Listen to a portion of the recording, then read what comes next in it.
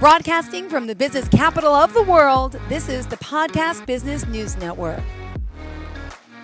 Welcome back to the show. We are joined again by Monica Garnett Counseling. Yes, that's the name of the company, the website. And of course, our friend Monica is here joining us today to talk more about what she does as a therapist and all the different modalities that she can help you with, also as a coach. Welcome back. How are you?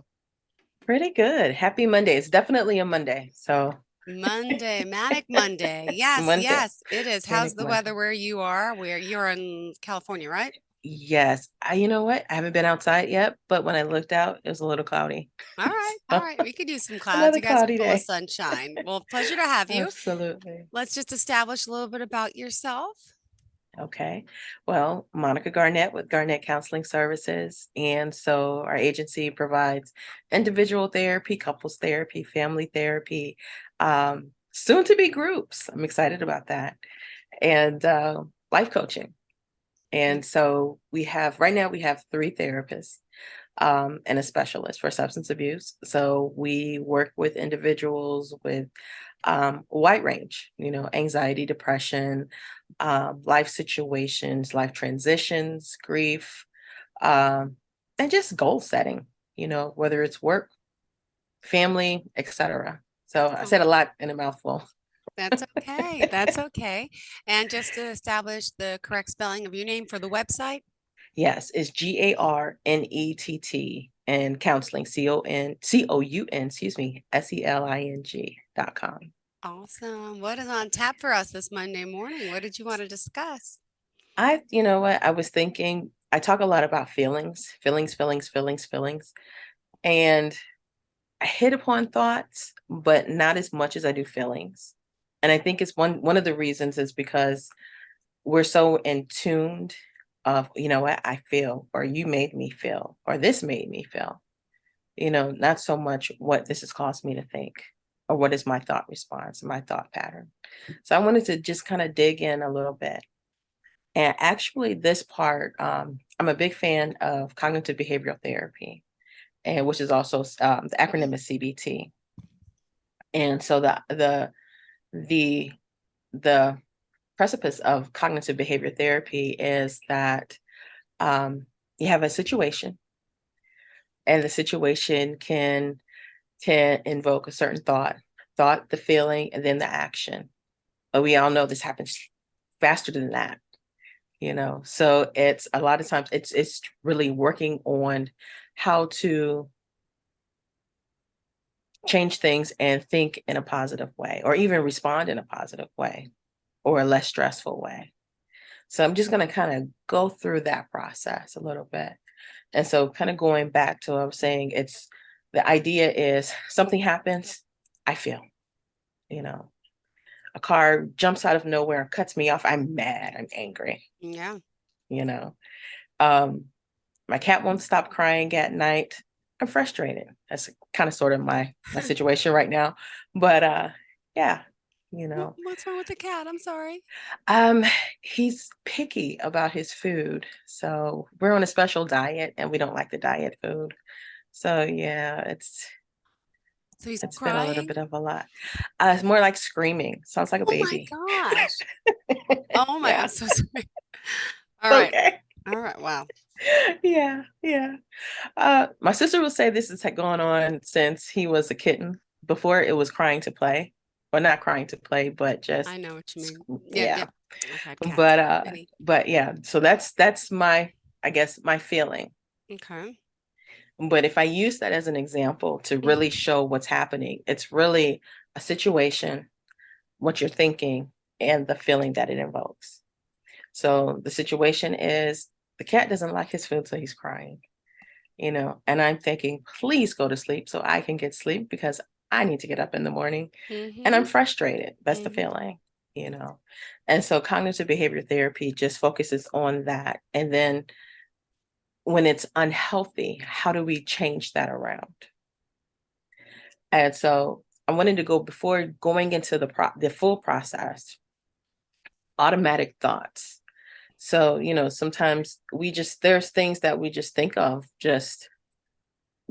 we just think that we really don't have control over because, it's just a part of our day. And not even just that. Some of the thoughts are just something that I think automatically, let's say someone doesn't answer the phone. Oh, they must be too busy to answer. It's something we don't really put emphasis on, or we don't find the information. We don't find out whether it's true or not. Sometimes there are assumptions, and sometimes they're not. And one thing about automatic thoughts is they free up the space for things that we have to think of. I think about it as getting in my car and leaving work. Automatically I jump in, I may get into my favorite lane and I just go. And so with the automatic thought, a situation, sometimes they're similar situations, those thoughts, they don't take up a lot of space because they don't have any, you don't have to dwell on them. Unfortunately, sometimes they can be unhealthy thoughts. So an example, they're all or nothing.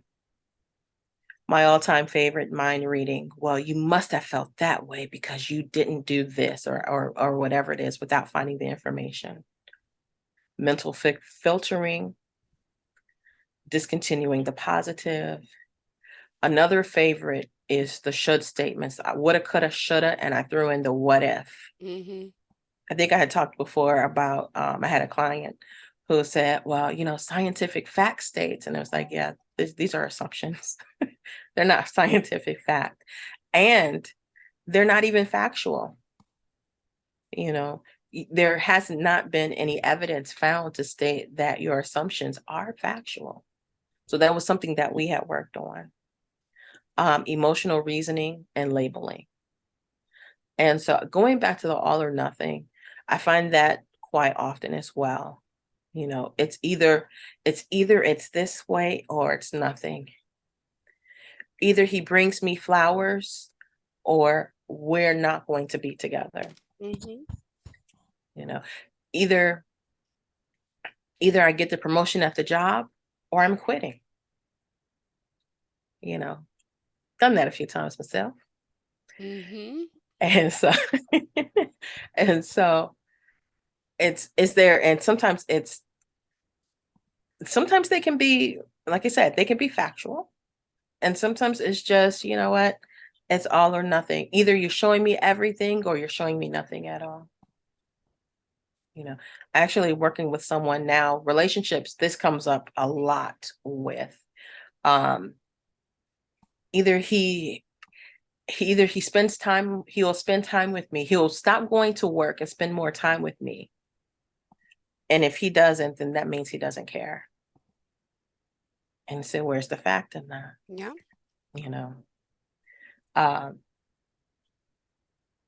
And so with cognitive behavioral therapy, going back, it links the thoughts, the feelings, and the actions. And usually it's it's a action that happens before, which invokes the thought. And so sometimes we think of action as something that has to be moving, something that has to be readily in our face and available. But we don't realize that they can be memories.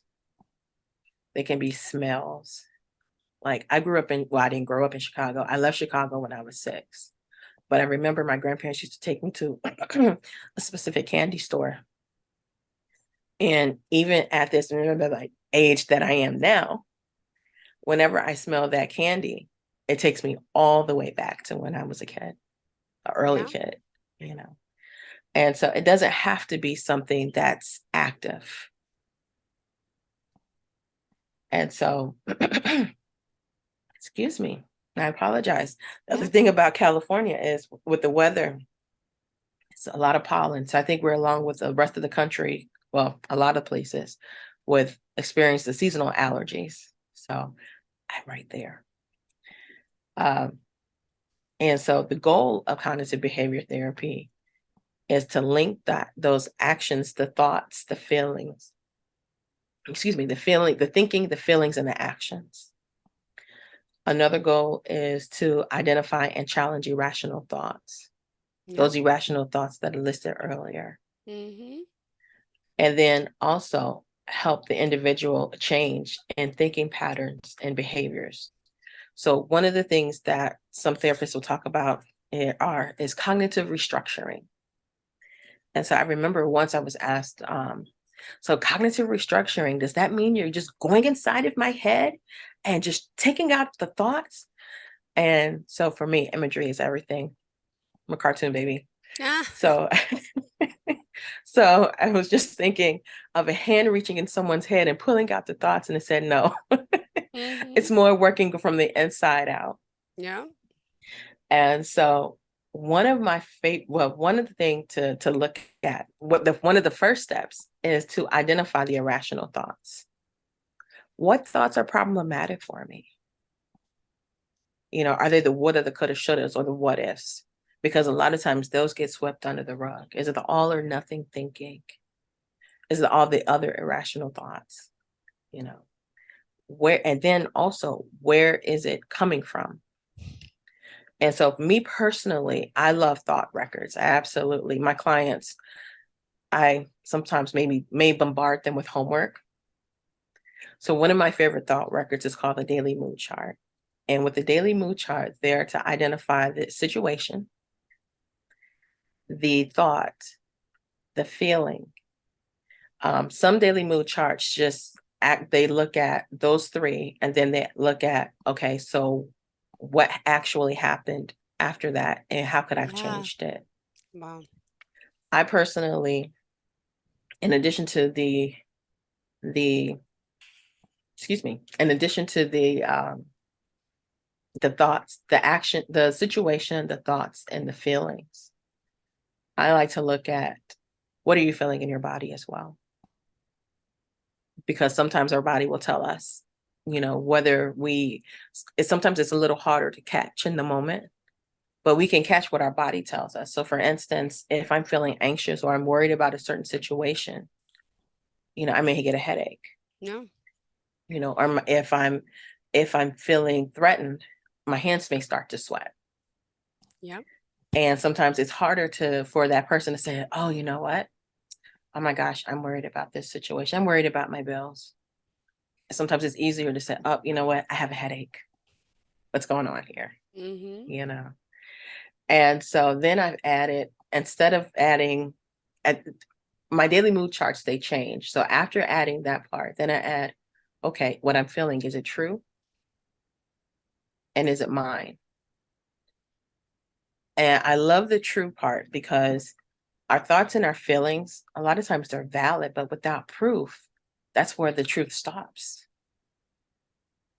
And so often we can, just like that client who said, scientific evidence, that wasn't true. So then what do I do with this if it's not true? And then if it's mine, if it's not mine, if this is not my situation to manage, then you know what? This is not even mine to really respond to in a certain way that I would have before. And so I talk to my clients. Sometimes I self-disclose, as I've done on the show. And one of my favorite patterns or processes that I've gone through myself, I was at work one day and we were in a Zoom meeting. And my then supervisor said, hey, Monica, I'm gonna assign you 3 more cases. And so immediately, because remember, the thoughts and the feelings, they happen like this. So immediately I felt hot. And I said, okay, girl, what's going on? Because I could feel it in my body. And I said, I'm mad. And I said, okay, why are you mad? I'm mad because he gave me 3 more cases. And say, okay, is it true? Well, yeah, it's true. I'm sitting right here listening to him. He gave me the cases. Well, is it yours? And it's like, dang it. Yes, it is, because it's my job. So sometimes it is true and sometimes it is yours. And then I had to say, okay, you know what? Then work the cases and be okay. It's all right. But sometimes when another situation is, and I've spoken to someone about this, they were speaking to a family member and they became upset as well. And I do this with my feelings. For some reason, this is the sign for feelings. But they became angry with the person they were speaking to. And they told me that, they were starting to feel heart palpitations. And starting to feel a rush inside. And so they worked the process out. And so they said, okay, well, what's going on? Well, this person has made me upset. Okay, well, and well, what's going on? Well, I'm mad. Why are you mad? I'm mad because this person is making me upset by the things that they said. And so then, is it true what they're saying? No, it's not true. It's their assumptions and it's their perceptions. Well, you know what? If it's not true and it's really not yours because it's theirs, then what do you do with it? And so what do I do with it? I don't deal with it. Just let it go. And that's when I start talking to them about, That's when I start singing, let it go, let it go. No, okay. Sorry. No, you're right on. You're right on, because that's it. I don't have to carry, I talk about carrying bags, and I think I talked about it briefly before. They're not like nice little bags that I would like to wear on my hip.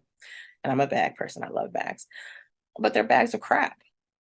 I don't want to carry anyone else's crap. I have crap on my own, so why should I pick that up?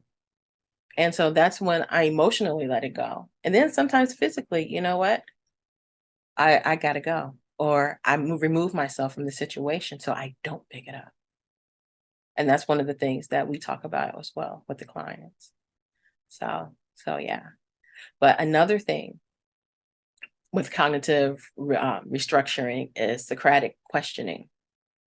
And there is a certain questioning to get to the root, to find the answer, So for an example, is this thought realistic? That person, he just jumped out in front of me. He has no respect, and he's just nasty and mean. And so everyone who looks like him must be that way. Is that realistic? No. Am I basing my thoughts on a fact or feeling? Because again, feelings, they're valid. Absolutely. All day long, they're valid. I will never tell anyone, I don't want to hear what your feelings don't count. They don't matter. No, they're valid. I'm feeling this way for a reason. But is it factual? Is this something I want to base everything on? And then what evidence is for this thought? And I love this as far as fact finding, because evidence goes back to, if you notice, everything is going back to fact for the most part. Yeah. And then, could I be misinterpreting this information? What are some of the things that may be going on around me that are causing me to misunderstand this? Is it a bad day? Is it a cloudy day? For some, I'll even just put it out there. Is it a time where I'm hormonal? Am I sick? Because all of these things can affect how I interpret information and how I receive information. And so another one is, am I seeing this in black and white? And I have quite a few black and white thinkers, and that goes back to the all or nothing. So if it's not black, if it's not white, sometimes people get stuck. We're not talking 50 Shades of Gray, just shades of gray. Love it. Good one. Yeah. I like to laugh and joke. Yeah, but you have to, because life is life. No, it's so true. Oh, it's yeah. So true. Oh, yeah. What are you thinking? I'm thinking that we didn't even, you just been talking, which is amazing. I forgot, I like mentioning how we contact you. People come in, tell us how we can reach you. We still have time, but go ahead. Sure. Well, I'm almost done anyway. So I'm but good. But Monica, excuse me, I'm saying Monica Garnett Counseling, garnettcounseling.com. And that's GarnettCounseling. There is a stone called the Garnet. I am not that person. I am not the stone, even though I'd like to think I'm precious. You are. So thank you. So again, it's it's two T's, GarnettCounseling. garnett.com. And then you can also reach me at 888-427-6006. And on Facebook, I am at Garnett Counseling Services. And on Instagram is Garnett_counseling. Perfect. All right, Thank continue. We still have you. 5 minutes. I just like establishing. It's great though. Great conversation. No, it's fine. You know what? It's funny because I'm just about, I'm just about there. But I will say, going back to the process, I'll just sum it up a little bit. So the idea is, again, changing the response, restructuring, or identifying and challenging the irrational thoughts. Because if I challenge the irrational thoughts, then I change the actions. So it goes from, and going back to the thought records, some thought records won't have all the extra information I have. They just have what's going on, what I'm thinking, what I'm feeling, my action, and alternative actions. Because eventually we want each person to not just address the thought and address the feeling, but change the behavior. True. And so how can I do that? Well, I have to stop myself in the place and be able to see that. And one thing I love about the thought records, as you could probably tell, I'm a thought record queen, is that one of the things it helps for me to practice checking in with myself to see how I'm feeling. So for instance, with my supervisor, when he said, "Hey, Monica, I'm giving you these new cases," and he was pleasant with them. I didn't care for him. That's where the anger came from. Yeah. And so, and it's just real. Sometimes we just have a certain response to different people. But that actually affected what my response was to him. It affected how my thought pattern and what I was feeling. Because if it was someone else, I may say, "Oh, okay, I don't want to do it, but I'll take it." Yeah. And so just walking through the process, and I lost my train of thought. It happens on a Monday morning. Happens every day to me. Really? Oh my gosh. Yeah. Yeah. I hear you. It's so easy to happen. I'm changing the subject because I'm not going to pull that thought back. I do have some people who say that, I just can't remember things anymore. And I say, okay, so what's going on? Some things can be memory related, some things can be health related, but is it stress related? Because if you have too many things going on your plate, sometimes those thoughts will ease out the way and make room for other thoughts. Exactly. Yeah. And it's all part of the plan. I love Absolutely. it. I love it. I love it. It's giving space to yourself. And so in all, this is what this is: giving space to yourself, changing the patterns. Yeah, I'm still trying to think of that thought. It's like, yeah, honey, I'm gone. I'm not coming back. Fine. Yeah, it's Monday. It's Monday. Just another manic Monday. Does make me want to sing. Goodness. All right. Well, we have Absolutely. to sum. Okay, it's already. We have to sum everything up now. Anyway, perfect timing. Summing it up. To lose our train of thought. Summing it up. Changing the cognitive thought process. So cognitive restructuring, the goal of CBT is helping the individual enact change in thinking patterns and behavior. So that sums all of it up right there. Monica, always a pleasure having you here. Thank you so much for today. Thank you. Have a great day. Will I be back next week? Will you be back Monday? I'll be here. All right. Sounds good. Same time, same place. See you then. Are you looking for even more of the podcasts and hosts that you love? The Podcast Business News Network is proud to announce that you now have even more ways to listen live. Check out the MyTuner Radio, online radio box, and Simple Radio apps on iOS and Android, or find us online. Search for Business News Network on mytuner-radio.com, or search Podcast Business News Network on streama.com and onlineradiobox.com/US. Take your podcast on the go and don't miss a minute of the action.